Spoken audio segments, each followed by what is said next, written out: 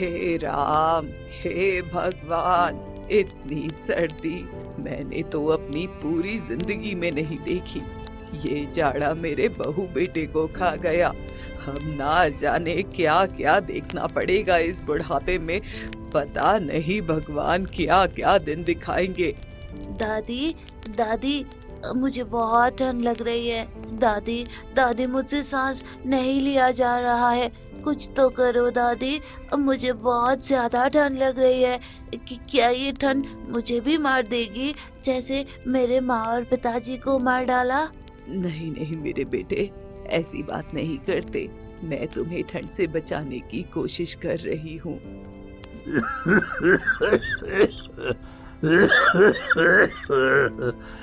बचा ले कावेरी, कम से कम आर्यन को तो बचा ले। बहू बेटे को तो जाड़ा निगल गया, कम से कम उसकी अमानत को बचा ले। मैं भी क्या करूं, पूरे गांव में लकड़ी का नामो निशान तक नहीं है। अब तो मैं घर के दरवाजे खिड़कियां भी तोड़कर जला चुकी हूँ। ये सर्दी खून जमा रही है, चूल्हे में आग नहीं बची है और आसमान बर्फ बरसा रहा है। रुको, गांव में कोई मदद कर दे तो देख कर आती हूँ। काला पानी गांव में इस बार का जाड़ा रक्त जमाने वाली रातें लेकर आया था। इस साल लोगों के चूल्हे में आग नहीं बल्कि आंखों में आंसू जम रहे थे। ये जाड़ा कावेरी के बहू बेटे को निगल चुका था। अब उसका पोता आर्यन और पति जोखन की हालत बहुत गंभीर थी और वो लाचार खाट पर पड़े थे। उन्हें बचाने के लिए कावेरी गांव में लकड़ी मांगने जाती है। सुनीता, अरे ओ सुनीता, मुझे थोड़ी सी लकड़ी दे दो, वरना मेरे पोता और मेरा पति मर जाएंगे। अरे जा जा, हम तो खुद लकड़ी के लिए परेशान हैं। तुझे लकड़ी देकर हम अपनी मौत बुला ले क्या? जा यहाँ से, पता नहीं कहाँ से आ जाते हैं गांव के गरीब लोग। छी! कावेरी इतनी ठंड में दूसरों के दरवाजे पर जाती है। ठंड इतनी थी कि उसका शरीर बाहर से जमने लगा था। अरे रूपा, मुझे थोड़ी सी लकड़ी दे दे। मेरा 5 साल का पोता सर्दी से ठिठुर रहा है, कुछ तो मदद करो। अरे तो क्या तेरे पोते को बचाने की जिम्मेदारी हमारी है? जा कहीं और जाकर भीख मांग। अरे रूपा, ऐसा मत बोलो, तुम इस बुढ़िया की मदद करो। तुम तो जानती ही हो कि ठंड से तो मैंने अपने बेटे और बहू को खो दिया, लेकिन अब मैं किसी और को नहीं खो सकती। तुम सब गरीब लोग इसी तरह मर जाते हो। ना तुम्हारे पास कभी कपड़े होते, ना कभी खाने के लिए अनाज, और पैसे तो रहते ही नहीं है। अरे तुम्हारे पोते का तो पिता भी मर गया और माँ भी मर गई। अब वो जी कर क्या ही करेगा? अरे तुम ठंड से कांप कांप कर मर जाओगे, फिर उसकी देखभाल कौन करेगा? रूपा कावेरी की मदद नहीं करती और वो उसे वहाँ से भगा देती है। कावेरी गांव में जाकर रो रो कर बोलती है, अरे कोई तो मेरी मदद करो, कोई तो रहम खाओ, कोई तो मेरे पोते मेरे पति को बचा लो। क्या इस गांव में कोई नहीं है जो मुझे थोड़ी सी लकड़ी दे दे? कावेरी गांव की सड़कों पर चिल्ला चिल्ला कर लकड़ी की भीख मांगती है, लेकिन उसे कोई लकड़ी नहीं देता। वो घर लौटती है। छोटू, अरे ओ छोटू, उठना, उठ जा बेटा, अब अपनी दादी को परेशान मत कर, उठ जा। अरे अरे सुनते हो, छोटू उठ नहीं रहा। अरे अब तुम तो कुछ बोलो, बोलो ना। हे भगवान, ये ठंड मेरे पूरे परिवार को निगल गया। कावेरी का पति और पोता दोनों जाड़े की भेंट चढ़ गए थे। गांव के लोग उसके घर के बाहर से उसके रोने की आवाज सुनकर भी उसके पास नहीं गए। उसके पास अब उसका दिमागी संतुलन बिगड़ने लगा था, जिसकी वजह से कावेरी पागल होकर अपने आप से बड़बड़ाती हुई पूरे गांव में चिल्लाती हुई घूम रही थी। तुम गांव वाले बहुत खुश हो ना? मेरी ठंड में कांपती दे देख कर भी किसी ने एक लकड़ी नहीं दी। मेरे पोते की ठंडी सांसें तुमने नहीं सुनी। आज मेरा पूरा परिवार मेरे आंखों के सामने ठंड से जमकर मर गया। याद रखना, जिस आग से तुमने मुझे वंचित किया, वही आग अब तुम्हारे घरों को जलाएगी। जिस ठंड ने मेरे अपनों को मारा, वही ठंड रंगों में तुम्हारे उतरेगी। तुम्हारे घरों में हंसी नहीं, सिर्फ रोना बचेगा, रोना। तुम सबने मुझ बुढ़िया को बूढ़ी समझकर ठुकराया है। अब मेरी बद्दुआ तुम्हारी पीढ़ियां याद रखेगी। कोई नहीं बचेगा, कोई नहीं बचेगा। इसी तरह कई दिन बीत गए। अब पूरा गांव उसे डायन कहने लगा था। अरे सुना तुमने, वो कावेरी पहले तो अपने बहू बेटों को खा गई, फिर अपने पोते और पति को भी खा गई। हाँ, मुझे भी लगता है। गांव वाले कहते हैं कि वो डायन है, डायन। रात के समय में घर से निकलना मुश्किल हो गया है। अरे वो डायन कावेरी किसी को भी अपना शिकार बना सकती है। अरे ठंड इतनी बढ़ गई है, रात में तो वैसे भी अब कोई बाहर नहीं निकलेगा। अरे हमारी भी तो मजबूरी है, जाड़ा इतना पड़ रहा है, लेकिन हम एक एक चीज के लिए मोहताज हैं। हाँ, खेत भी पूरे बंजर हो गए हैं और अब तो ठंड की वजह से कोई जानवर भी खेतों में नहीं पहुंचा है। हाँ, और न जाने क्यों इतनी लकड़ी महंगी हो गई है कि खरीदना ही बस का नहीं है। मैंने तो अपने घर के खिड़की दरवाजे तक जला दिए हैं। हाँ, कल रात को मेरा बच्चा ठंड में तड़प रहा था। मैंने भी अपने घर की खिड़की जलाई, तब जाकर बच्चों की जान में जान आई। भगवान ही जाने ये जाड़ा और क्या क्या लेकर आएगा। इस बार तो ऐसा लग रहा है कि खून शरीर में ही जम जाएगा। सभी गांव वाले आपस में बात कर रहे होते हैं कि तभी किशन भागा भाग झोपड़ी में आता है। बैजी जल्दी चलो, मेरा छोटू मर जाएगा। क्या हो गया किशन, इतना हड़बड़ा क्यों रहे हो? बैजी, छोटू सांसें नहीं ले पा रहा है, वो कुछ बोल भी नहीं पा रहा है, उसकी सांसें उखड़ रही है। चलो जल्दी चलो, मैं तुम्हारे साथ चलता हूँ। वैद्य जी जल्दीबाजी में किशन के साथ जाते हैं और छोटू की नब्ज पकड़कर देखते हैं। किशन, छोटू को दवा की नहीं गर्मी की जरूरत है। उसे बचाने के लिए रात भर आग जलानी होगी, वरना हम उसे नहीं बचा पाएंगे। लेकिन वैद्य जी, छोटू को हुआ क्या है, आप बताइए ना। तुम्हारे छोटू के फेफड़े में सूजन आ गई है। अगर आज रात इसे गर्माहट नहीं मिली तो इसे बचाना मुश्किल हो जाएगा। लेकिन वैद्य जी, मैं लकड़ी कहाँ से लेकर आऊँ? अब तो मुझे जंगल की तरफ ही जाना पड़ेगा लकड़ी लाने के लिए। हाँ बेटा, इसे बचाने का बस एक ही रास्ता है अब। वैद्य जी, आप मेरे छोटू के पास बैठो, मैं जंगल से लकड़ी लेकर आता हूँ। किशन अपने घर से निकलकर भागते हुए जंगल की तरफ जाता है, लेकिन गांव की चौपाल में ही गांव का मुखिया उसे रोक लेता है। अरे ओ किसान, अरे कहाँ जा रहा है इतनी ठंड में? तुझे दिखता नहीं, हाड़ कपा देने वाली ठंड पड़ रही है। मुखिया जी, मेरा छोटू ठंड की वजह से बीमार हो गया है, उसके फेफड़ों में सूजन आ गई है। अगर उसे आज की गर्मी नहीं मिली तो वो मर जाएगा, इसलिए जंगल से लकड़ी लेने जा रहा हूँ। अरे रुक तो जरा, तू अकेला नहीं है जिसके घर में बच्चा बीमार है। यहाँ पूरे गांव की एक जैसी हालत है। लेकिन तुझे पता है, ठंड का देवता नाराज है। जो भी जंगल की लकड़ी लाकर आग जलाएगा, ठंड का देवता नाराज हो जाएगा और उसे गांव से बाहर निकाल दिया जाएगा। लेकिन मुखिया जी, अगर लकड़ी नहीं मिली तो मेरा बेटा ठंड से मर जाएगा। तो भी अपने घर की खिड़की दरवाजे जला दे, हमने तो ऐसे ही अपने बच्चों को बचाया है। अरे वो तो मैं कब का जला चुका हूँ, लेकिन अब मेरा छोटू ठंड से ठिठुर रहा है, मुझे उसके लिए और लकड़ी चाहिए। लेकिन तेरे छोटू को बचाने के चक्कर में हम ठंड के देवता को नाराज नहीं कर सकते। अगर तू जंगल लकड़ी लाने गया तो हम तुझे और छोटू को गांव से बाहर निकाल देंगे। अगर तुम्हें इतनी ही लकड़ी की जरूरत है तो मुझसे लकड़ी खरीद लो, मेरे गोदाम में तो बहुत सारी लकड़ी पड़ी है। पूरे गांव के लोग मुझसे ही लकड़ी खरीदते हैं। लेकिन मुखिया जी, मेरे पास एक भी पैसे नहीं है, तो मैं लकड़ी कैसे खरीद सकता हूँ? कुछ तो रहम करो, एक बच्चे की जिंदगी का सवाल है। सुनो गाँव वालों, अगर ये जंगल से लकड़ी काट कर लाएगा तो इसकी वजह से जंगल के देवता नाराज हुए तो हम कुछ नहीं कर पाएंगे, सभी को और ज्यादा भुगतना पड़ेगा। हाँ। अरे किशन, तू पागल हो गया है क्या? क्यों हम सबकी जान को खतरे में डाल रहा है? वैसे ही हम पर इतना खतरा मंडरा रहा है। देख किशन, वैसे ही हम सब परेशान हैं। न घर में खाने को अनाज है और न ही जलाने को लकड़ी। अब तू हमारे लिए मुसीबत मत बन। हाँ किशन, ठंड के देवता को नाराज करने से कोई फायदा नहीं है। जा अपने घर लौट जा। तुम लोग कुछ भी कहो, मैं तो आज जंगल से लकड़ी काट कर ही रहूंगा।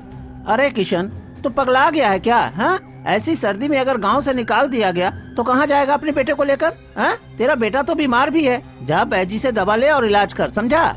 गांव वालों की बातें सुनकर किशन उल्टे पैर अपने घर को लौट जाता है। गांव का मुखिया अफवाह फैला देता है कि जंगल से जो भी लकड़ी लाने जाएगा तो जंगल के देवता नाराज हो जाएंगे। मुखिया ने अपने गोदाम की लकड़ियां बेचने के लिए यह अफवाह फैलाई थी कि सभी गांव के लोग मजबूर होकर उसी से लकड़ी खरीदेंगे और वो बहुत सारा पैसा कमा सके। लेकिन कुछ ही दिन बाद जैसे ही गांव में सन्नाटा होता है, अचानक गांव भर में एक साया अपने हाथ में आग लेकर घूमने लगती है और रूपा उसे देख लेती है। अरे भागो भागो सब लोग अपने अपने घरों के अंदर, वो डायन कावेरी आ रही है और हम सबको जला देगी। अरे क्या हुआ रूपा, इतनी जोर जोर से क्यों चिल्ला रही है? अरे मैंने अभी अभी कावेरी के साए को देखा है, उसके हाथ में जलती हुई लकड़ी थी, वो हम सबको जला देगी। अरे हाँ, मैंने भी अपने घर की खिड़की से देखा, एक साया अपने हाथ में लकड़ी लेकर गांव में घूम रही थी। अरे हम लोगों ने उसकी मदद नहीं की थी ना, इसलिए अब वो बदले में पूरे गांव को जला रही है। रात के सन्नाटे में पूरा गांव एक साथ इकट्ठा हो जाता है और गांव में कावेरी के साए की चर्चा होने लगती है, जिसकी आवाज सुनकर किशन अपने घर से बाहर आता है और उसे अपने घर के बाहर एक आग का घेरा दिखाई देता है। ये आग का अलाव किसने बनाया? घर के बाहर जमी हुई ठंड पिघल गई है और गर्माहट भी महसूस हो रही है। पिताजी, आपने आज आग जला दी, मुझे अब अच्छा लग रहा है। हाँ छोटू, हमारे घर के बाहर की ठंड खत्म हो रही है, चलो कुछ तो राहत मिलेगी। उस रात जैसे तैसे आग जलने की वजह से छोटू बच जाता है। लेकिन अगले दिन गांव की चौपाल में, अरे तुमने कल रात को गांव में एक अजीब सा साया देखा था? मैंने अपनी आंखों से उसे देखा। अरे वो कावेरी डायन ही लग रही थी, लगता है वो कहीं ठंड से मर गई है और उसकी आत्मा पूरे गांव में घूम रही है। अरे मेरे को तो वो उसी की आत्मा का साया लगता है। हाँ मैंने भी देखा था, कोई तो लकड़ी लेकर घूम ही रहा था, लकड़ी पर आग भी जल रही थी। मुझे भी लगता है कि ये उस पागल डायन कावेरी का ही काम है। वो पहले अपने बहू बेटे को खा गई और फिर अपने पति और पोते को। अब उसकी नजर हम गांव वालों पर है। अब तो रात के समय बाहर निकलना खतरे से खाली नहीं है। आज के बाद कोई भी रात में घर से बाहर नहीं निकलेगा। सन्नाटा होते ही सब अपने अपने घरों में चले जाएंगे। हाँ मुखिया जी, आप सही कह रहे हैं। अभी तक तो हमें ठंड से बचना ही था, लेकिन अब उस डायन कावेरी के साए से भी बचना होगा, वरना तो वो हम सभी को जला देगी। लेकिन कल रात उस साए की वजह से ही मेरे बेटे छोटू की जान बच पाई है। अरे किशन, तू तो बेटे के मुंह में पागल हो गया है। तुझे क्या लगता है कि उस कावेरी डायन ने तेरे घर के बाहर आग जलाई थी? हाँ, क्योंकि कोई भी गांव वाला मेरी मदद करने को तैयार ही कहाँ था। अरे किसी गांव वाले ने ही तेरी मदद की होगी। जो भी हो, लेकिन उसकी वजह से कल रात मेरे बेटी की जान बच गई। लेकिन आज रात मैं क्या करूँगा? रात होते होते ठंड का कहर दोबारा से बढ़ने लगा। दोबारा से आर्यन की सांस उखड़ने लगी। पिताजी, मुझे फिर से सांस लेने में तकलीफ हो रही है। मैं सांस नहीं ले पा रहा हूँ, बहुत ठंड भी लग रही है पिताजी। आज तो बिल्कुल भी घर में लकड़ी नहीं है, चूल्हा भी नहीं जला है। मैं कहाँ से लाऊं लकड़ी? पिताजी, आज किसी भी गांव वाले ने हमारी मदद नहीं की। नहीं छोटू, आज मुझे ही अपनी मदद करनी होगी। आज मैं जंगल से चुपचाप लकड़ी चुरा लूंगा। लेकिन पिताजी, वो ठंड का देवता नाराज हो गया तो? जो होगा सो देखा जाएगा, लेकिन मैं आज आधी रात को लकड़ी चुरा कर जरूर लाऊंगा। आधी रात होते ही गांव में जैसे सन्नाटा फैल जाता है। किशन अपने घर से लकड़ी चुराने के लिए निकलता है, लेकिन अचानक उसकी नजर एक साए पर पड़ती है। ये तो वही साया है जिससे गांव वाले डरते हैं, लेकिन ये तो गांव वालों के घर के बाहर आग के गोले बना रहा है। लेकिन ये जा कहाँ रहा है? किशन उस साय का पीछा करता है तो देखता है कि गांव के जिस घर में छोटे बच्चे और बुजुर्ग बीमार थे, वो साया उस घर के बाहर आग जला रही थी। उसने किशन के घर के बाहर भी एक लकड़ी का गट्ठर आग में जला दिया था। अरे, ये साया तो कोई भूत प्रेत का नहीं है। मुझे पास जाकर देखना होगा। किशन उस साय के करीब जाता है और देखता है। अरे, ये तो कावेरी काकी है। पूरा गांव इन्हें डायन कहता है, लेकिन ये तो गांव की मदद कर रही है। लेकिन उनके पास इतनी सारी लकड़ियां आई कहां से? मुझे इनका पीछा करना होगा। किशन कावेरी का पीछा करता है और धीरे धीरे करके एक गुफा के पास पहुंच जाता है। अरे, ये कैसी अजीब सी जगह है। यहाँ न जाने कितना अंधेरा है, लेकिन कावेरी काकी यहाँ पर क्या कर रही है? मुझे देखना होगा। कावेरी के पीछे पीछे किशन गुफा के अंदर पहुंचता है और देखता है कि गांव का मुखिया असल में लकड़ी के बड़े ढेर को छिपा कर रखा हुआ था। अरे, ये तो मुखिया जी हैं। इनके पास इतनी सारी लकड़ियां कहाँ से आई? और अगर इनके पास इतनी सारी लकड़ियां हैं, तो ये गांव वालों को क्यों नहीं दे रहे हैं? किशन तभी देखता है कि कुछ लोग लकड़ी का गट्ठर जंगल की तरफ से गुफा में लेकर आ रहे थे। इतनी सारी लकड़ी ये लोग तो जंगल से लेकर आ रहे हैं, लेकिन मुखिया जी तो कहते हैं कि ठंड का देवता नाराज है, जंगल से लकड़ी नहीं लानी है। आखिर माजरा क्या है? मुझे छुपकर देखना होगा। किशन वहीं एक खंबे के पीछे छुप जाता है और सारी घटना देखता है। अरे, जल्दी जल्दी लेकर आओ, सारी लकड़ियों का गट्ठर यहीं रख दो। अरे मुखिया जी, अब तो काफी सारी लकड़ियाँ हो गई। आज के लिए काफी है ना? हाँ मुखिया जी, कल इन सारी लकड़ियों को गाड़ी में लाद कर शहर भेज देंगे। काफी मुनाफा होगा। अरे चुपचाप कर जा, चुपचाप और लकड़ियाँ लेकर आओ। तुम्हें नहीं पता कि गांव वालों से इन लकड़ियों को बचाने के लिए मुझे कितनी मेहनत करनी पड़ती है। अरे रहने दो मुखिया, हमें सब पता है। तुमने गांव वालों को मूर्ख बना रखा है, तभी तो ठंड के देवता की झूठी कहानी के नाम पर तुमने अकेले ही जंगल का सफाया कर डाला। अरे तो इसमें आपका भी तो मुनाफा है ना सेठ जी। इन लकड़ियों को हम ऊंचे दामों पर बेचकर जो कुछ कमाते हैं, उसमें आधा हिस्सा आपका भी तो होता है। हाँ मुखिया जी, इतनी ठंड पड़ रही है कि लोग शहर में लकड़ी के मुंह मांगे दाम देने को तैयार हैं। इसीलिए जितनी ज्यादा लकड़ियां हम बेचेंगे, उतना ज्यादा मुनाफा कमा पाएंगे।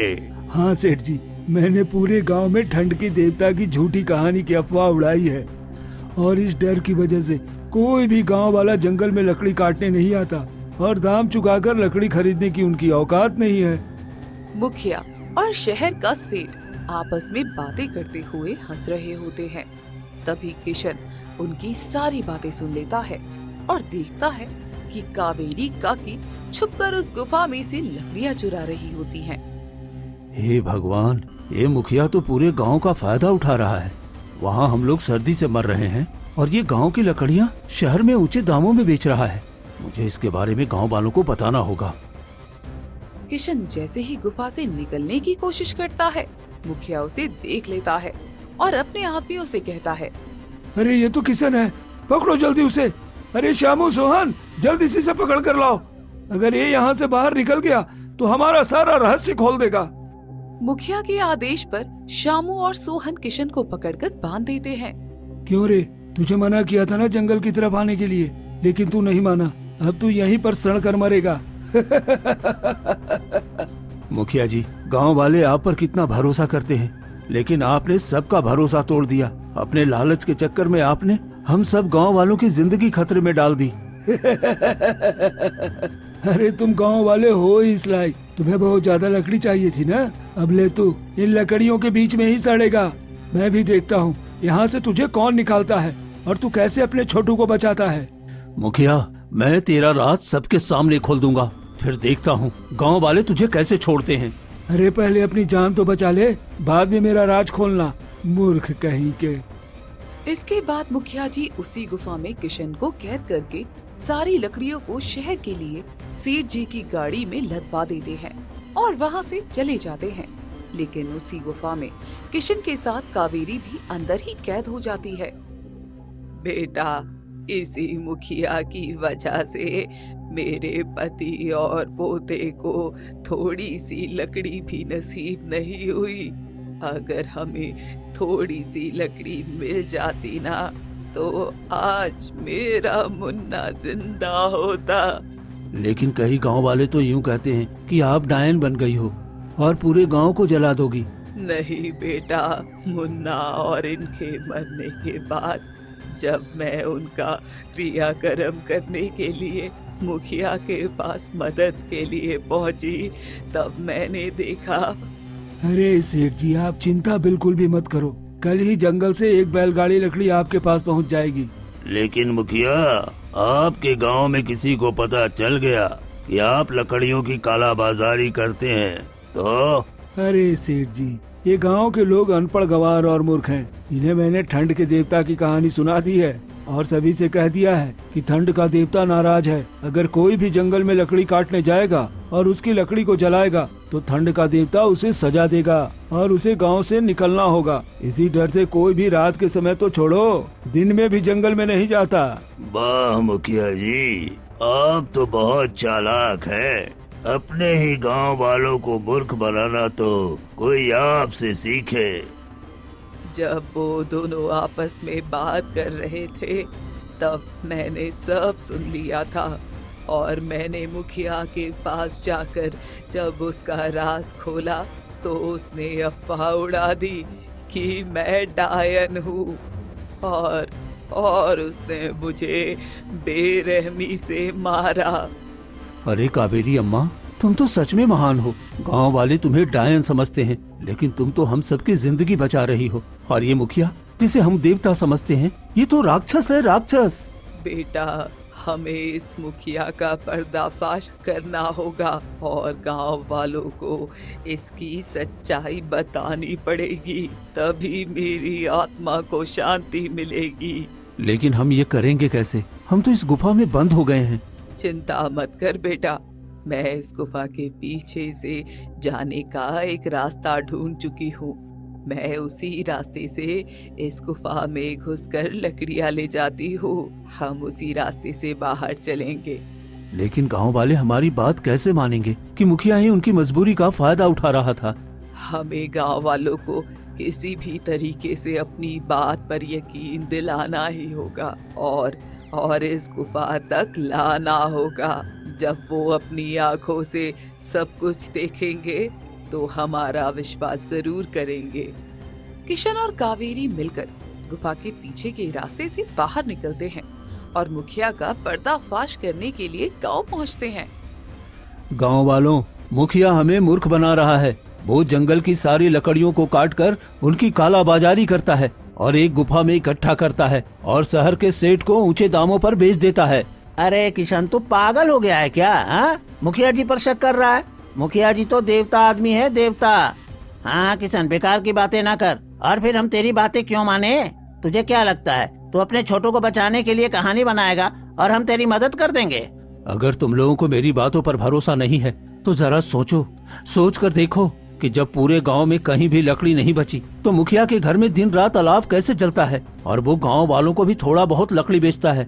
तुम सब सोचो, अगर जंगल से लकड़ी लाना मना है तो मुखिया कहाँ से लकड़ी लाता है? हाँ, ये तो मैंने भी देखा है। मुखिया के घर में दिन रात अलाव जलता है, अलाव। सोच कर देखो कि उसके घर में इतनी लकड़ियाँ आती कहाँ से हैं। आज रात को हम सभी चुपचाप जंगल की गुफा में चलेंगे। वहाँ तुम सभी अपनी आँखों से देख लेना मुखिया का सच। हाँ, हम तुम्हारे साथ चलेंगे। आधी रात को किशन गांव वालों को इकट्ठा करके गुफा के पीछे वाले रास्ते पर ले जाता है, जहां कावेरी पहले से ही उसका इंतजार कर रही होती है। कावेरी को देखकर गांव वाले बोलते हैं, अरे ये तो कावेरी है, ये तो डायन है, डायन। ये यहाँ कैसे आ गई? अरे तुम कावेरी काकी को गलत समझ रही हो। ये कोई डायन नहीं है, ये तो मुखिया जी की बनाई हुई कहानी थी, क्योंकि कावेरी काकी को मुखिया जी का सच पता चल गया था। किशन गांव वालों को सच बता रहा होता है, तभी अचानक गुफा में शहर का सेठ और मुखिया घुसते हैं। अरे यहाँ तो मैंने किशन को बांधा था, ये किशन कहाँ चला गया? श्यामू, सोहन, अरे जाकर जरा देखो, ये कमबख्त कहीं गांव वालों के पास तो नहीं पहुँच गया। तभी गांव के लोग सामने आ जाते हैं। हे राम, इतनी सारी लकड़ियाँ, और ये कमबख्त मुखिया हमें जंगल से एक लकड़ी तक नहीं काटने दे रहा था। अरे ये मुआ मुखिया तो हम सबकी जान लेने पर तुला हुआ था। ये हमारी मजबूरी का फायदा उठा रहा था, फायदा, और हमारे ही जंगल की लकड़ियों को शहर में ऊंचे दामों पर बेच रहा था। अच्छा, इस मुखिया को सजा मिलनी ही चाहिए। चलो चलो, आज मुखिया को सबक सिखाते हैं। अरे गांव वालों, पुरुषोत्तम, रूपा, सुनीता, सुंदर सिंह, तुम सब यहाँ पर? हाँ मुखिया जी, ठंड के देवता को मनाने आए हैं हम। अरे देखो, मुझे तुम लोगों की कितनी चिंता है। ये शहर का सेठ हमारे गांव की लकड़ियों को अपने शहर ले जा रहा था। इसे पकड़ने ही मैं आया हूँ। अरे मुखिया, क्यों झूठ बोलता है? बता न सबको कि तू ही इन लकड़ियों का सौदागर है। जब गुस्साए हुए गांव वाले गुफा में से लकड़ियां उठाकर मुखिया जी को मारना शुरू करते हैं, तभी शहर का सेठ अपनी गाड़ी में बैठकर 9-2-11 हो जाता है और गांव वाले मुखिया जी को मार मार कर गांव की चौपाल में बांध देते हैं। देखो गांव वालों, ये मुखिया हम सबकी मजबूरी का फायदा उठा रहा था। मैंने इसके गुफा और गोदाम से सारी लकड़ियाँ निकाल ली है। अब इस मुखिया को कारावास मिलेगा और हमें आग। अब हमारे गांव में कोई भी ठंड की वजह से नहीं मरेगा और न ही हमारे पास लकड़ियों की कमी होगी। ये सब कुछ किशन और कावेरी की वजह से हुआ है। इसके बाद गांव वाले मुखिया जी पर काला बाजारी का इल्जाम लगाकर उन्हें कारावास करवा देते हैं। उसके बाद कावेरी के शव का अंतिम संस्कार सभी गांव के लोग मिलकर कर देते हैं और रात के समय गांव के बीचों बीच लकड़ियों का अलाव जलाकर पूरा गांव चौपाल में बैठता है और खुशी खुशी अपना जीवन बिताते हैं। वास्तव में कावेरी काकी डायन नहीं थी। असली ठंड मौसम में नहीं बल्कि इंसान के लालच में होती है और असली गर्मी इंसानियत में, जो कावेरी काकी ने दिखाई है।